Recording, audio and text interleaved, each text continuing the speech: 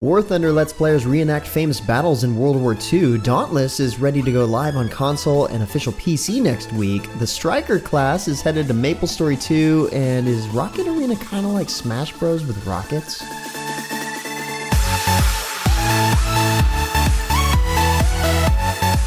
What's good, everyone? James One here with your weekly recap for gaming news and announcements of the week of May 17th, 2019. Starting out the news this week, unfortunately, the new Amazon affiliate link I mentioned to you guys last week was broken somehow and didn't attach my unique ID to the link. So if any of you guys use that link, thank you so much, but that was a practice round, and I fixed it so that way we have the real deal now.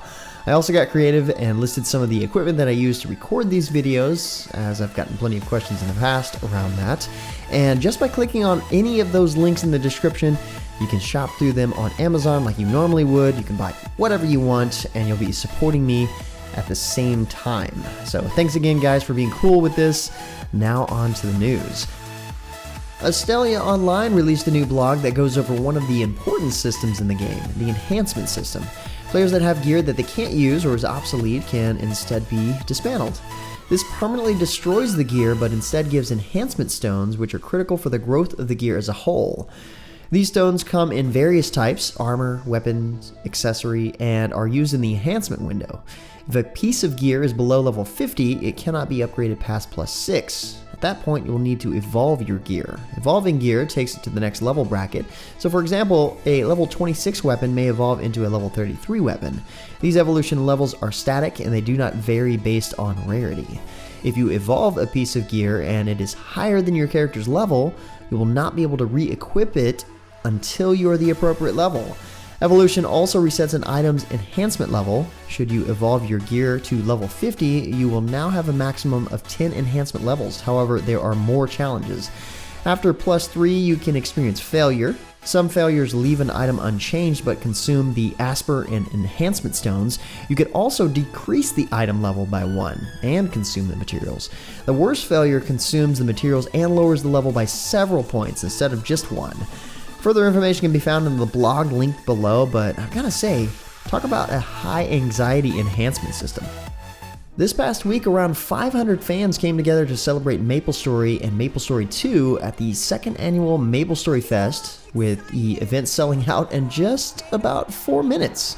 The event featured a live concert, a cosplay contest, and a handful of huge announcements. First, for MapleStory, a new update is coming on June 12th, which will bring the first new character to be released after the Black Mage update, the Pathfinder. For MapleStory 2, May 30th will see the launch of a new class called the Striker. The Striker is a fearless master of barehanded martial arts who combines brute force and graceful technique to annihilate enemies. Alongside the new class comes Eye of Lepenta, which will introduce new storylines, new dungeons, and amazing Ascendant gear.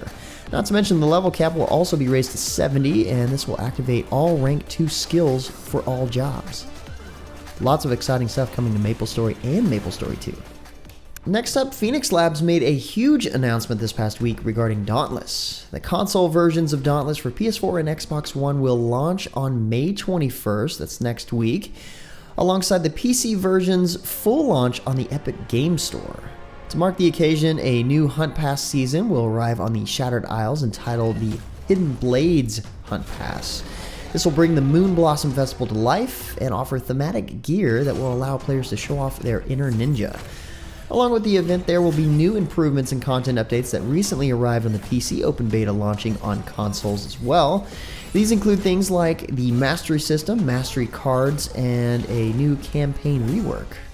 The End of the Hunt screen also received a rework, giving far more information to Slayers. Lots of cool stuff around this launch. Hit up the link below for all the details. Another really cool bit of news, Gaijin Entertainment announced this week that their open beta test for the highly anticipated World War mode has begun in War Thunder. This mode lets players reenact famous battles in World War II. Battles are divided into operations, which are based on real events and combat campaigns. This includes battles such as the Battle of El Alamein or Battle of Vitebsk. Commanders of either side can move air and ground armies on a strategic map, and when those armies meet, battle sessions begin between players. Results of said battles can have significant effects on the outcome of the operation, as the defeated side retreats and loses vehicles or even full regiments. The only players who can initiate a new operation are squadron leaders of War Thunder's players' communities, but every player can participate even if they aren't in a squadron. This massive event will be the first in the new series of season-based events and will run until June 10th. As I've mentioned in a past recap, Caravan Stories is a free-to-play anime-inspired MMORPG, and it's coming to America on July 23rd, 2019. But ahead of that, an open beta will be available on July 16th. A mysterious gate of darkness known as the Enigma manifested from Lyar's peaceful lands, and from it flooded evil and chaos. The once tranquil land is now shrouded in shadow, and it's up to the heroes of Lyar to save the world from its now grim fate. In a story packed with emotion, memorable characters, and intrigue between kingdoms. As the sun falls in Lyar, new creatures begin to roam and threaten the party, and when day breaks, other creatures will join the battle instead, which requires new approaches and strategies to dealing with monsters. The time flow system will influence this dynamic world where stories can unfurl at any moment. Up to 6 creatures and allies can band together, combining their skills and specialties to deal with whatever monsters and demons come their way. This is combined with a gorgeous watercolor art style and soundtrack. Maybe something to look forward to. Perfect World announced this past Tuesday that their latest update has arrived in Star Trek Online Rise of Discovery. It's available now on PC, and the release date for the console was also revealed to be June 25th of 2019.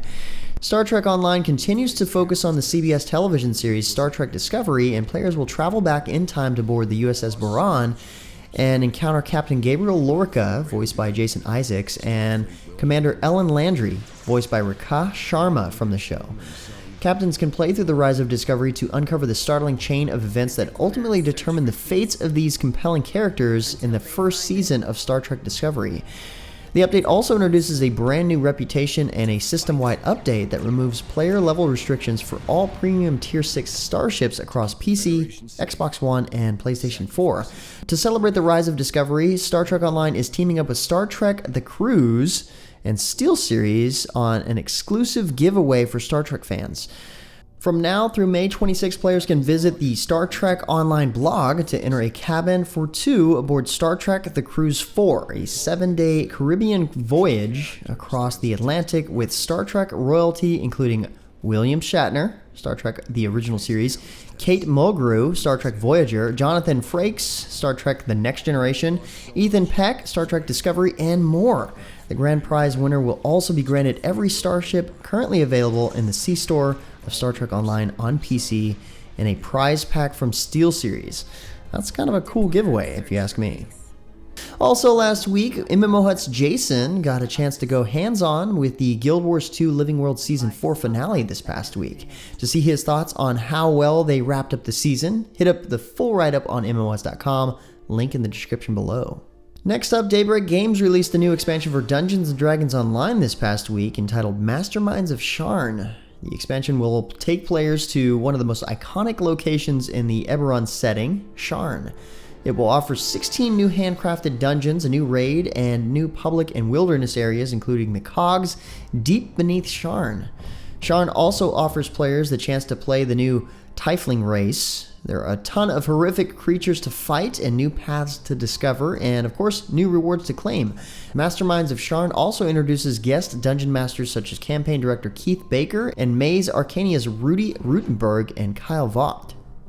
It seems like it's been a little while, but patch 52 is now live for the anime MMO Ara Kingdom. With this new update comes new dragon companions, new dungeons to explore, and a ton more. The legendary Elite Sky Tower will offer new special drops for only the most daring adventurers. Once a week, groups of 40 can prove their might in these challenging raids. Dawn Passage and Silent Ancient Castle are now explorable in Solo Extreme and Solo Hell modes. In addition, the Eidolons Muse and Zashi may also spawn. If they do, players will be rewarded with incredible loot for defeating them. You can also receive the aforementioned Dragon Companions by participating in the Gaia Chronicle event.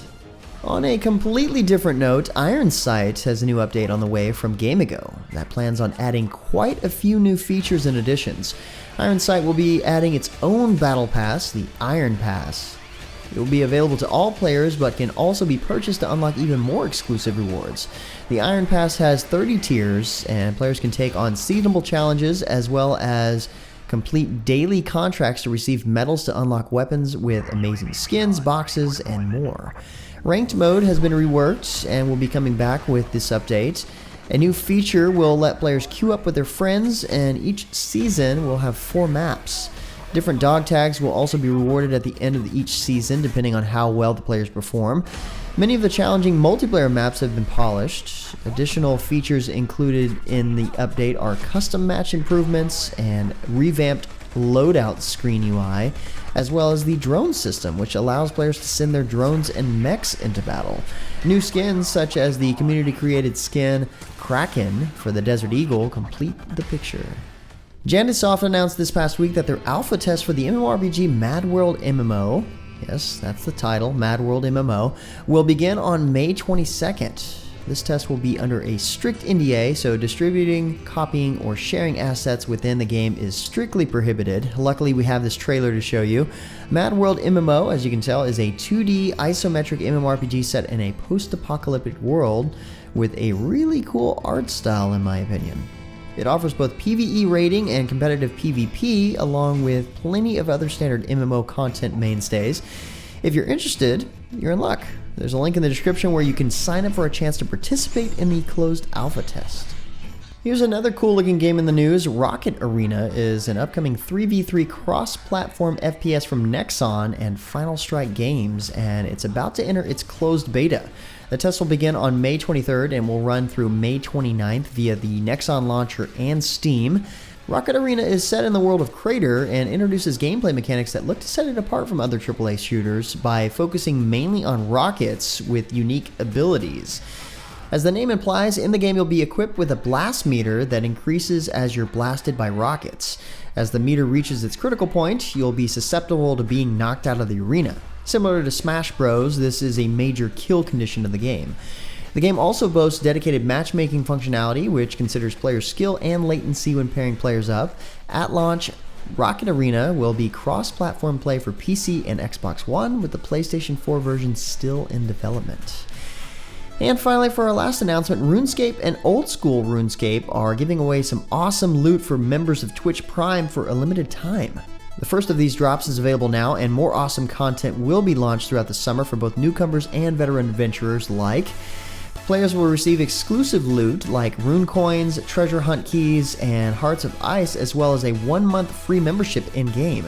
This event will run from now through September 22nd, and we've got the full list of content drops and what they contain over at MMOWhat's.com, so check it out.